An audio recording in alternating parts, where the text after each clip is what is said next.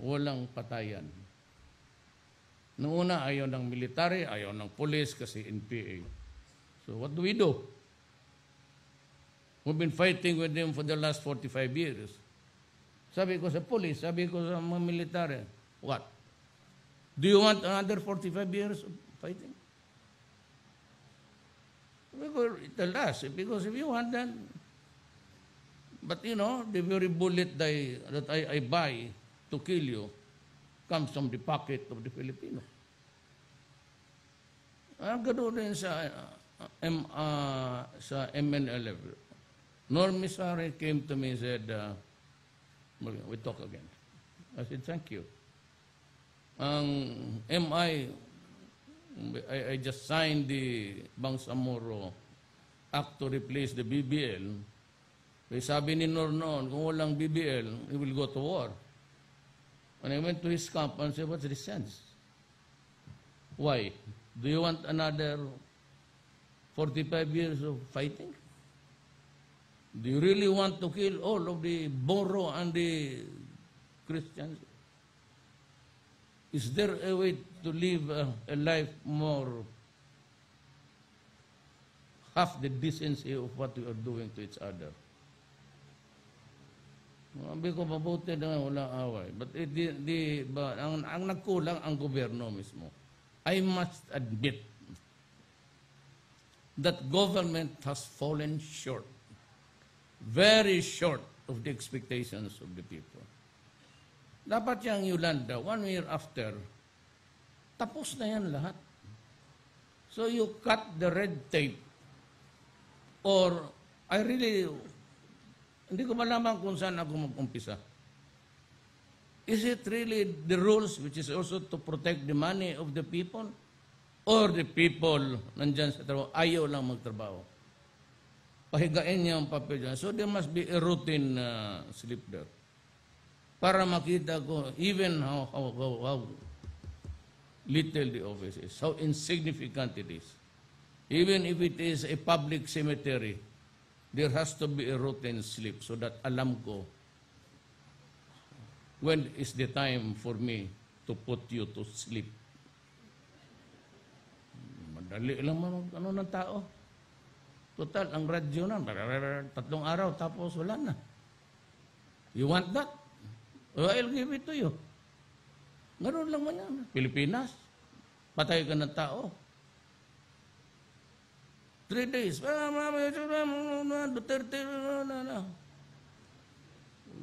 pagkatapos next election, Duterte, presidente na. Klase ito.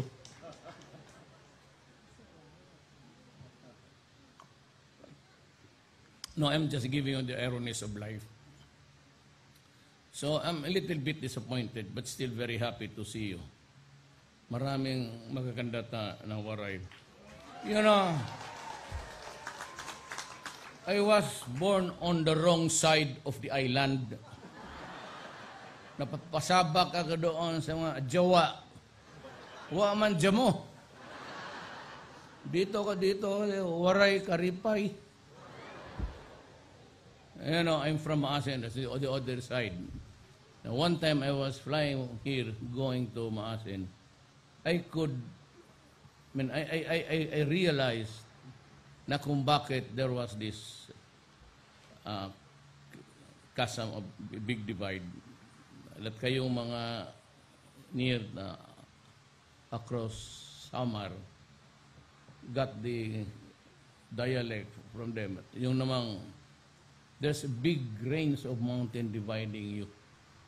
So yung sigurong demography noon, the movement of people really prevented you from traversing to the other side. Pero I was born here. Mas magaganda ang nahaluan kayo ng Amerikano dito. Okay, siya.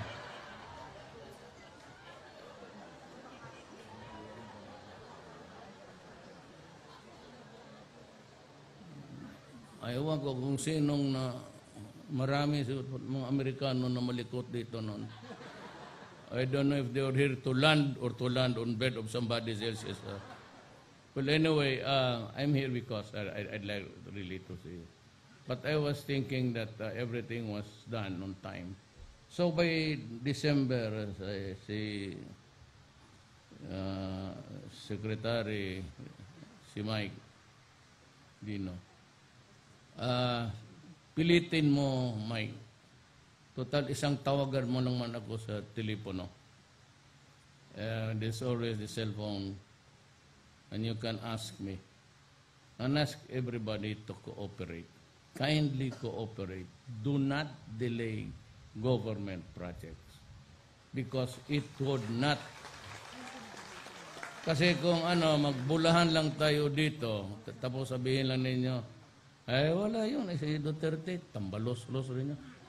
Dumaan dito, wala namang.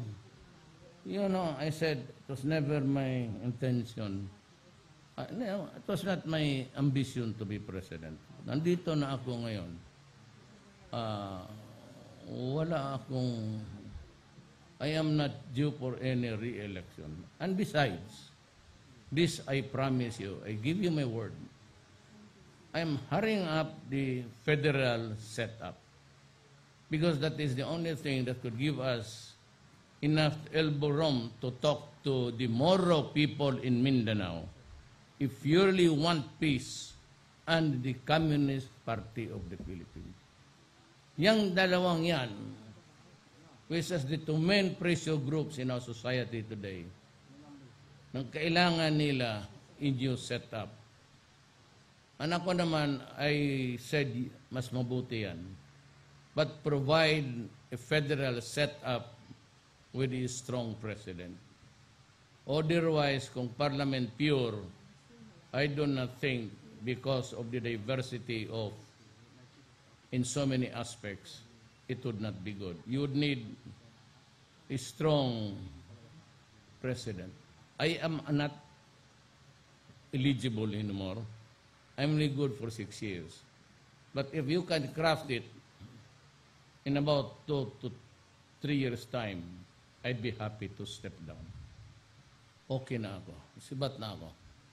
Basta tingnan ko lang, I will just maybe husband it from its gestation hanggang its... and if you can call an election 4 years from now under a federal setup, I think it would be good for everybody. So with that message, please do not be again offended by my... Talagang medyo, hindi ako galit. I'm not... malaman ninyo ako galit kasi sige lang akong... Pag ako galit, sige lang ako nagtingin ng magagandang babae.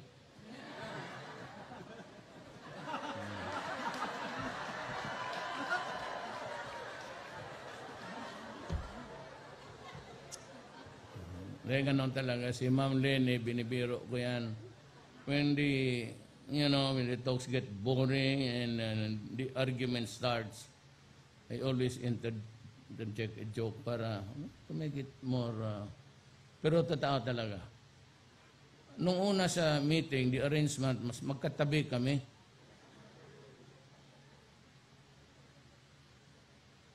Sabihin ko kaya, Ma'am, hindi ka magano? Kasi si Ma'am Lene, medyo shorter than usual yung damit na, siguro nahalata ng mga protocol officer. Sige ako sa likod.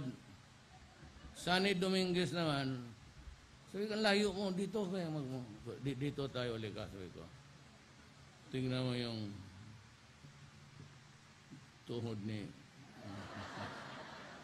Nung halata niya, sige na siya. Gusto ko sabihin, Ma'am, mag-shorts ka na lang kaya. Huwag itong iksi-iksi ka ng damit. Tapos. So, anong ginawa ng gaging, inulit niya, hindi yung pagganon. So, dito, makikita mo man. Binaliktad niya, tapos nakaharap na doon. Wala nang view. So, nung next mga after 3 cabinet meetings, doon na siya sa harap ko. Malayo ang tingin Maraming salamat. Thank you very much, Mr. President. This concludes our third-year Yolanda commemoration activity. May we request everyone to give way for the President as he leaves for his next engagement. Thank you, everyone, and thank you, President Rodrigo Roa Duterte.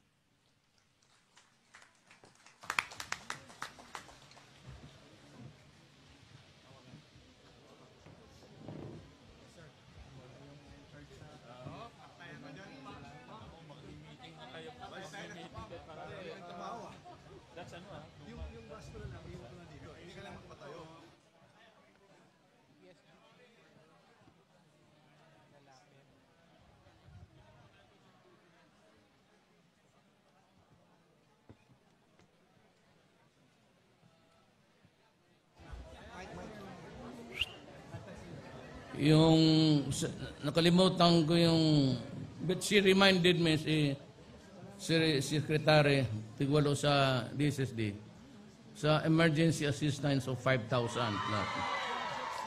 Lahat kayo makatigim. 5,000. Makatanggap, brother. Thank you, sir.